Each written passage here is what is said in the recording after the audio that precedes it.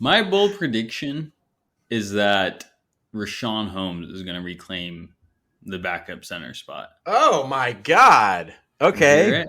You like that? Now that's Well, bold. tell me why. Oh, that's a real one. Since we agree on the Kessler Edwards thing, that's interesting. I want to know why. What's Oh, your reasoning behind that? that's easy because Chimezi Metu's awful. Oh That's my just that's just God. it. We have to bring it up at least once, folks. Once a That's podcast.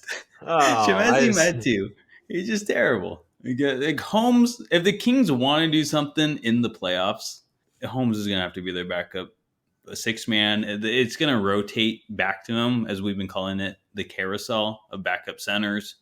Um, it's gonna hit him at least one more time by season's end, and he's gonna secure it this time. I mean, he's not gonna play like we wanted him to, like what we had hoped, but he'll play decent enough where Brown is gonna have to keep him in over Metu.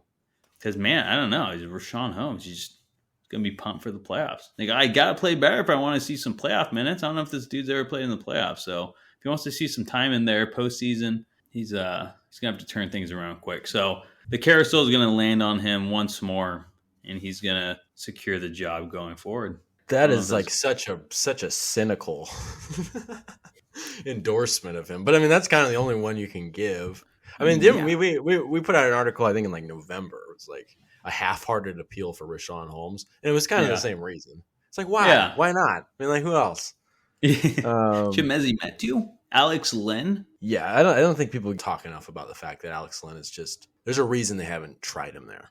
Well, yeah, There's a reason. That would be unkind. That would not be yeah. kind. He's just He not was just built for it. He's just no. he's just I not. mean, you gave Alex. I'm gonna jump topics. Yeah, I Real want you to I quick. want you to dog on my grades. Yeah, you gave Alex Lynn a D plus for Yeah. what? I What? thought that he I thought that when he needed to start against Jokic, and we talked about at the beginning of the season, the only time we would ever see Alex Len is to play against a big center like Jokic. I thought he did okay. I know he was coming off of an illness, so his conditioning was particularly bad. And I thought for that reason that earned him a D plus. I Everything thought he else though did that I great. said in it. Yeah. Oh, so you think the grade should have been higher? Yeah. Oh yeah. Or at least like in A or something, or like Well, the I reason I was so poor was because all that he's proven to me this season is that he just can't. He's not playable. yeah, but I wouldn't say it's his fault. That's just the fact of the situation. I mean, it's probably not his fault. It's not his fault, and that's not a condemnation of him. It's not like get the hell out of here. What are you doing here? It's not. But I just think that at a certain point, we're talking about this backup center position being an issue, and we've seen Holmes have the job. We've seen Metu have the job. We've seen Keita have it for a second. And Mike Brown likes to say that he hasn't given Len the chance, and maybe he hasn't. But there's a part of me that's just like, in the limited time we've seen Len, we just know exactly how that would go. I mean, it's super fair, and I'm not saying he doesn't deserve a D plus because of that. I don't know. I guess it's just subjective. It's like I get like if we're actually grading it like you did, a D plus is very fair. But I'm almost leaning towards like you know what, like this guy signed before Mike Brown came in. Like, of course, this guy's not like set up for Mike Brown's like offense or defense. It's just not his build. So I just feel like you're punishing him. He's gonna read Well, this. would you He say the read same it the thing? other night, and he's just like upset now. He's like, "God, man, like I'm just Oh, trying my yeah. best out here." Oh, we see him on the email list. Oh yeah, AlexLen25@gmail.com. But would you say the same thing about Holmes? Am I being unfair to Holmes by giving Holmes a D minus? oh no, because Holmes should not be this bad. He's just awful. Okay, yeah, that's fair. I just feel Alex like also Lynn's with, Alex Lynn. It's like whatever. yeah. I mean, I was really close to giving Alex Lynn a C minus, but I'm just like, at a certain point, you're just gonna keep a guy on the roster to play against Jokic for 8 minutes.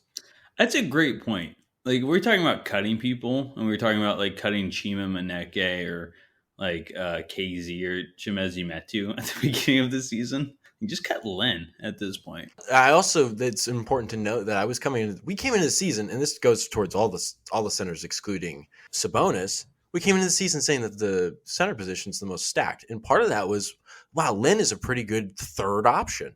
You know, kind of in like a similar way we were saying like Dellavedova is, but that opinion has just declined, so that also factored in too. No, it's a good But I point. No, think I hear you. I a do D hear plus, you. D plus just seemed like it was it. It did seem kind of harsh, but I felt like I was too nice to the starters, so I I I wanted bet to kind of come out the bench with a little bit of a vengeance. to dog on them. But no, I mean, I guess if I forget what we were talking about before this, so I definitely. Your bold prediction. Oh That yeah, whatever. That's my bold. Chimezi Metu's bad. Here's a bold prediction: Chimezi Metu's gonna actually hit more than 5 threes to end the year.